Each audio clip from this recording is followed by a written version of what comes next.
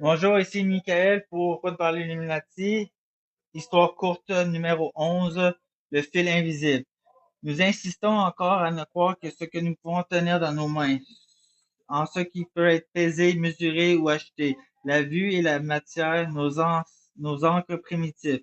Mais qu'en est-il de l'invisible? Qu'en pensais-tu du silence sacré entre les pensées? Seuls les vrais croyants, ceux qui font confiance au murmure d'une force supérieure, savent que l'invisible est plus réel que le physique. La foi de l'œil qui voit au-delà de la matière. Avec cette vision, on comprend nous ne sommes pas des êtres séparés, mais des âmes entremêlées dans les réalités superposées, pressées ensemble comme les pages d'un livre infini.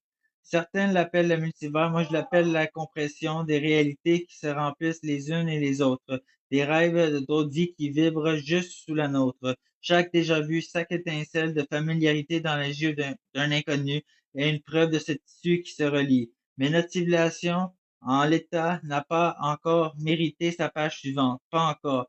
Il nous manque la décence, la compassion. Nous traitons l'esprit comme une mythe et l'altéré comme une menace. Tant que nous n'aurons pas appris à voir sans nos yeux, à toucher sans nos mains, nous resterons enchaînés au bas de l'échelle de la compréhension cosmique.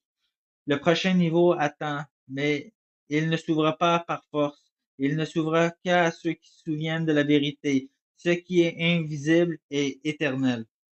Ici est Michael pour Route vers l'Illuminati, histoire courte numéro